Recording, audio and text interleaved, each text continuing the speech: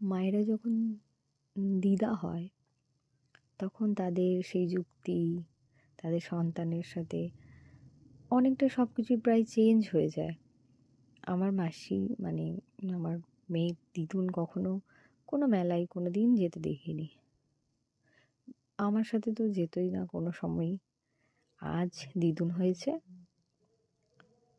আমার মেয়ের জন্য রোজ মেলায় যাওয়া, দিদুনের সাথে মেলার খাবার খাওয়া, যেগুলো আমার মাসি একদমই পছন্দই করতো না কোনোদিন।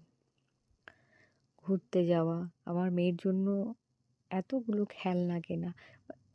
মনে হয় আমার মেয়ের চেয়েও হয়তো আমার মাসির বেশি। আমার মেয়ে কতটা খেলবে জানি না। উম আমার মেয়ে নাকি চশমা পরবে, ঘড়ি পরবে। তারপর রান্নার জন্য ছোট ছোট হাঁড়ি কড়াই কিনেছে আবার। তার নাতনি নাকি রান্না করবে।